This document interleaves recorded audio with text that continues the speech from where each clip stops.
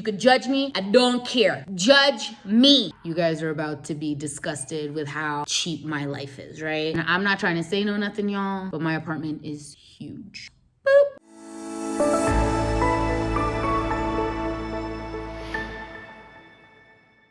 One really big thing to, obviously moving anywhere is not about where you live, but how are you going to live, right?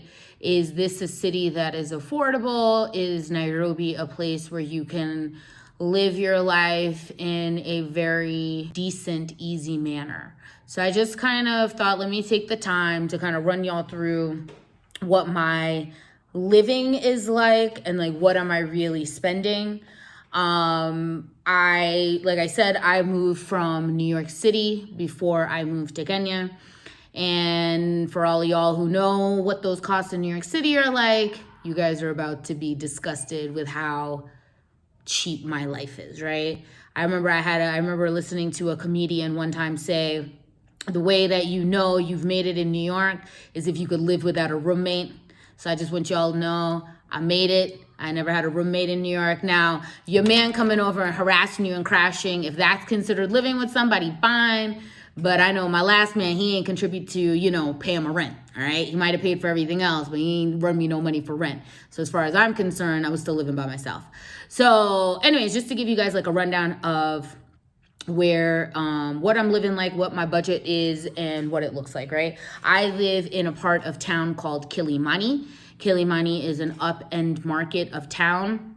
I decided to stay on this side of town because one, I felt as though there was more diversity of the people who lived in the neighborhood. I also really like that there is more greenery on this side. There's more diversity and there are a lot of fun options of going out to eat, getting just a little drink and just being in the neighborhood. And it felt just a bit safer here. I live in a gated compound. It's an apartment building. My apartment building is a UN certified building.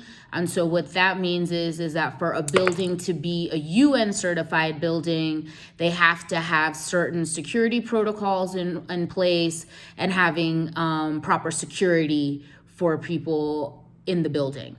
Our building is a very mixed building. We have a lot of different cultures and nationalities represented. My neighbor is just on my floor. Next door, it's a Kenyan. Across from me is a South African. And then that neighbor across from them is a French couple.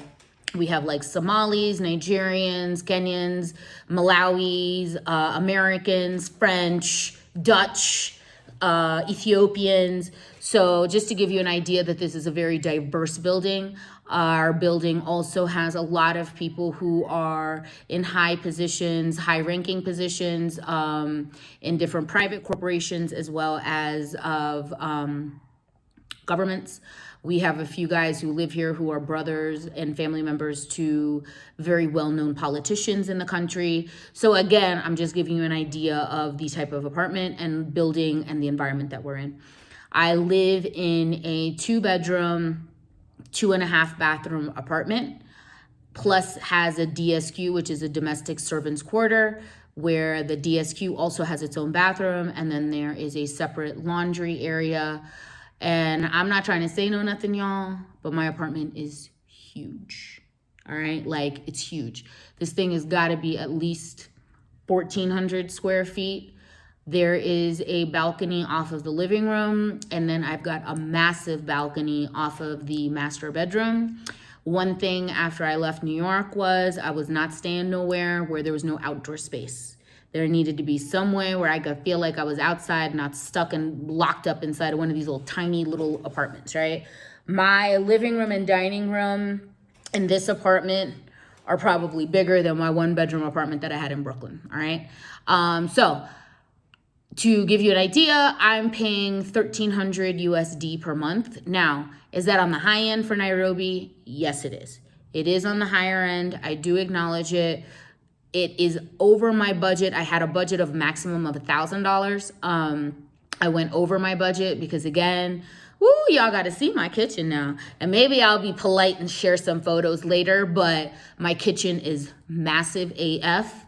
and I really love to cook. I really enjoy the process of creating and to really have space. Those of y'all who already know, I think my counter space in New York was literally like 1 foot across.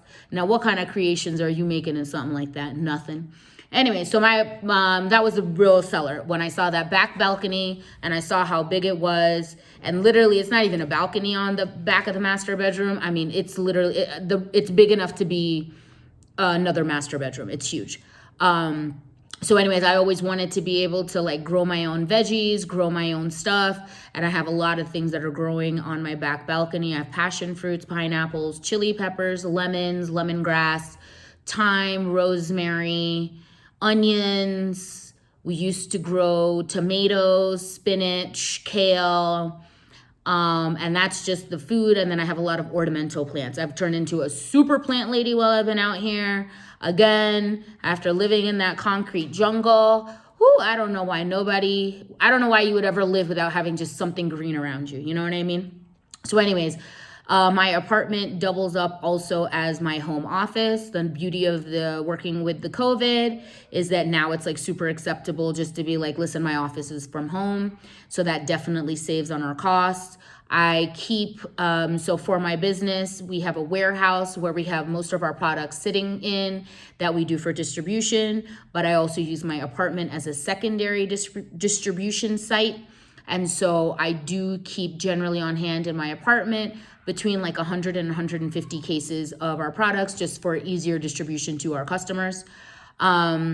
It's also our manufacturing. We do a lot of creating. We do a lot of testing of product. Would this work? How would this work? We do a lot of that. And then obviously just storage. I've got a lot of storage, which is just, I think it's like every lady's like dream, it's like everything's away. It looks so neat. It's amazing, So anyways, I love my apartment. I love the layout of my apartment. The beauty of being on this side of town. It is very quiet. And because it's very leafy and green, it's just really beautiful. Like the sunsets from my apartment are just incredible. The sunrises are incredible. Nairobi really is a beautiful city. The colors in the sky when it turns to twilight are just incredible, So I'm paying about $1,300 for my apartment. And like I said, it's also my office space, my distribution center, my warehousing, as well as manufacturing. So it's a very multi-use apartment. So for $1,300, considering that you don't have to pay for business premises and all this other stuff, it's a really good deal. My electricity, I live here by myself and my Housegirl comes. So my electricity, depending on how heavy we are with creating and manufacturing, or if I'm in town, I'm generally paying between $12 to $20. Did y'all just hear me what I said for electricity? I'm paying between $12 and $20. Right. I remember there was one winter I had left, and it was just one of these freezing winters in February. No lie, I came back, that heating bill was $400 from Con Edison. Con Edison, fuck off, $400. I called out 2 managers, like, y'all gotta come check this. Can't be that my thing is $400. That's ridiculous. Anyways, it was. And after that, I remember I switched to turning on the ovens and heat up the house. Look, there's nobody paying no $400 every month for electricity for one person. How? Anyways, moving on. I also have a gas stove. We usually buy a gas tank of about 13 liters of gas. Right now, because the fuel prices have gone up, it has gone up in price, but I generally buy a gas tank every 6 to 8 months. I am a big cooker. I cook a lot. So my gas usually lasts between 6 to 8 months. And because of the rise in the fuel price, it's a little more expensive than usual, but it's $30 for a 13-liter tank, which I use 6 to 8 months. My Wi-Fi bill is $29. It's pretty consistent. I've got a router for the front of the house and the back of the house. Don't really have any problems. Occasionally, if they do come up, it is what it is. We are in Kenya, but I pay for Wi-Fi. It's $29. I do not have a TV. I don't have cable. I don't have Netflix. I don't have Hulu. I don't have Amazon Prime. I don't have any of that. I use the free TV streaming sites. There's one, I've got a couple of them. Like one really good one is brokensilence.com. They got all the Black shows. I'm up to date on all my housewives, on all my loves in hip hop, and now all of these new, Real Housewives of Lagos, come on Nigerians, and putting us Africans on the map. But anyways, I just do the free streaming sites. There's a couple of them. There's tons of TV shows and all that stuff, so I don't really miss out on any of that. We do a lot of transport. So I don't have a car, I don't have a motorcycle, I don't have anything like that. But I have now started, I use Uber, or I use Bolt. Bolt is the local, platform like Uber. I generally like using Bolt more than Uber because the drivers get more money with Bolt, but the customer service on Uber is much better. So you could pick and choose. Like, I just keep them all on my phone, and then just depending on how I'm feeling and what I need to deal with. And then the beauty is that when you use them a lot, they send you a lot of discounts. So like right now I got like a 40% discount on all my rides. So it really works out. So for my transport for the month, and this includes both my personal traveling and making deliveries for the business, on average, we're spending about $150 a month, and that's it. 150. Let me see. So now some of the little extras that I like to do. I employ a domestic worker. Locally, they're called Housegirls. Her name is Irene.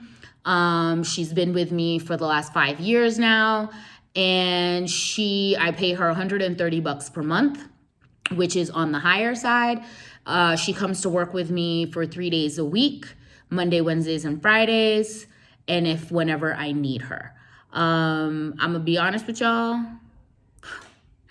A house girl-less life for me is not a life anymore. There's absolutely no way I'm living or doing anything ever again without having a house girl around.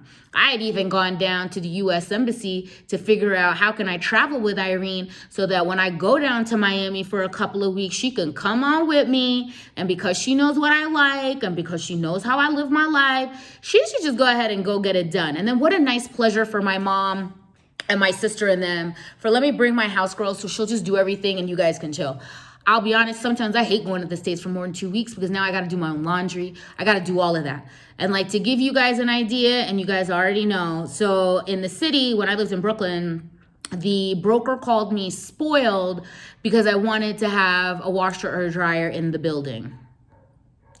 Anyways, so I remember I think I used to do my laundry once a month, y'all, and that was it. I used to stay home on a Wednesday or a Thursday in the morning. I would go downstairs to the basement, and I would time it. I would use all 5 machines, put them in for the wash part, run upstairs, clean the living room, go back downstairs, put all 5 loads into 5 dryers, do all of my drying, run back upstairs, clean the bathroom, clean my room, go back downstairs, bring my laundry back upstairs, leave that shit, and then go to court and come and deal with that mess when I came home, okay? I think I must have had 200 panties, you know what I mean? I must have had 200. Now, ooh, girl, I don't do anything. I don't do nothing in this house. Even today, right? Today is a Tuesday. Have I used some dishes while I had lunch? I sure have. Now ask me if I'm gonna wash them. I'm not even gonna wash them, y'all. I'm gonna leave it right over there in that sink. And when Irene comes tomorrow in the morning, she gonna handle it. She gonna do it. I don't do laundry. I don't wipe the floors. Hell, sometimes if I come in and my shoes are dirty, I'm just gonna leave them there and she's gonna do it. Is it best life? It's best life practices. You could judge me. I don't care. Judge me. Irene is with me until we keep it moving. You know how they used to have nursemaids back in the day, and they're maid of whatever they used to call them, right? I don't even know, whatever they call it. Anyways, I love it. It's the best shit ever. We've got a really nice relationship. She cooks really well, which is also a real pleasure because I know when I was in New York, sometimes I would come home from court at 2 a.m. and there ain't no food in the fridge, there ain't nothing to eat. So now you go down to the corner bodega and they're like, Rita, the regular order. And it's yeah, give me my regular order. This shit is nice. Sometimes I'll come back from vacation. There'll be food stocked in the fridge. There'll be groceries bought. And it's a great thing. So anyways, if you do come, I know a lot of Americans who are here who feel a way oh, I don't want her to clean and do all that. I got used to it real fast. I think it took me like a week to get really into it. And so it's the life for me. And so like I said, I pay $130 per month for Irene to come. And she has her own room here. So if there's ever a time that I need her to spend the night, she can spend the night. If I ever have guests who come in from out of town, it's great because like she's just available to them. Your laundry will be done, whatever food you want done. Do you want a coffee in the afternoon? It'll get done. And that's how we living out here. I also have a trainer who comes. We work out 3 days a week. I am built for pleasure, y'all. This whole having to work out, this is not something, especially as Indians, you know, as kids, we are forced education, working out and that's like for other people. So I definitely promise myself as I'm getting older, you got to get your body moving, get your joints moving, and it's just too cheap. So my trainer, Richie, he comes 3 days a week. We usually work out for about an hour, hour and a half, and it's $180 a month. My groceries here are a lot cheaper than being in the States. Fruits and vegetables are super, super cheap out here. I generally don't eat a lot of meat at home, so we don't buy meat here. Majority of my food is vegetarian and vegan. Overall, but I do like to cook, so I definitely do buy lots of different types of things. So on average, including cleaning supplies, my groceries are about like $200 a month. Going out, like I said, Nairobi is great because you have like super high end and you have super low end. You could definitely go out and get a full lunch for like $2 or $3. And you can definitely go out and get a lunch, which is going to be like $70 to $80. And that's the same for dinner. Like the other night, I had gone out to this really cute little spot that was in CBD. I went out with one of my employees just to kind of like, you know, take him out and just kick it with him. And don't judge me, but we had 10 drinks and dinner, and the bill was only $40. So I don't know when the last time any of y'all went out with somebody and y'all only spent $40 and y'all were lit and you ate well. You could definitely do that here. I think an average beer is about $3. An average cocktail is about like $9. Now, the cocktail scene is definitely growing. There's definitely a lot of places out here where they've got like real cocktail, like real, you know, guys who really know how to make drinks. There are definitely a lot of up and coming high-end bars that have got like real mixologists and guys who really know how to make cocktails. Those are obviously a little bit more expensive, but you can get everything out here. My medical insurance per year is with Jubilee Insurance. I pay for like the premium for single, like one person people. The price has gone up per year. So this year, my renewal, it's for $500 for the whole year. And it covers you for like everything that you need, inpatient, outpatient, medication, and all of that other stuff. Let me see. What else in my life? Oh, boop. Lady services. Now, this can also apply to men who believe in grooming and looking their best. But all of the lady services, generally most of the lady services that I get them done at home. I can't really remember the last time I really went to the salon and sat out there, especially with COVID. Like New York already made me like dislike being out on public transport, but COVID like boop, solidified it. So getting all of your at-home services done, it's like the best. So to give you an idea, I get my waxing done at home. Her name is Nancy. She comes over. I get a full body wax. It's generally about $12 with tip. I get my nails done at home, and same with tip. It's about $20. I do regular, but you could do gel, all of that other stuff. Same, they come to the house. If you want to get your hair done, getting your hair braided out here, it's like stupid cheap. Generally, like getting your hair braided at the house with the hair, you're talking about between like $15 to $30, okay? So you can get your hair done all the time, and you could change it up all the time because it's stupid cheap, and they come to your house. Facials, I usually go to this one salon where they do like all of them, like the lasers, the micro, all of that good stuff, and generally it's about $30 per month. And then my last thing that I do as my proper self-care are my at-home massages. Y'all, I get a massage done every week. Every week. 90 plus minutes. My man's comes to the house, $25. Yes, you heard me right. I get a massage done once a week at the house, 90 minutes for $25. And that overall, y'all, is like my general bills for like living out here, really being out here. I think on general, I would put it around, I spend less than like $2,500 a month for everything, and I live well, right? Like, it's not like I'm skimping and whatever. I'm living really well. Right now, because of being on, like, having a business, I'm on a real heavy budget life, so I don't really go out like that. If I really do go out, I might go out like once a week. I don't really tear the club up like that because it's not really my thing out here. The way that people party out here, it's not really my thing. But the point is that you can live really, really well out here for like less than $2,500 a month. You could definitely do all of this a lot cheaper. Like, you can definitely find great places to rent for like $700 you could find something really good for $700 in a safe place, clean, and all of that. So this is just to give you an idea of what I'm spending, how I'm living my life out here. If this is something that you want to talk about, maybe you have like certain things that maybe you have like a chronic illness. What are your medications going to cost? What does it cost? Maybe if you have certain procedures that you have to do. But a lot of the procedures out here, they're really cheap. You could really, and they're affordable, right? Anyways, my name's Rita Mavunda. I'm out here living the life, building the dream. I want to help you do it too. So hit me up, DM me, subscribe, do all that. And I can't wait to see you all for the next video. Take care. Bye.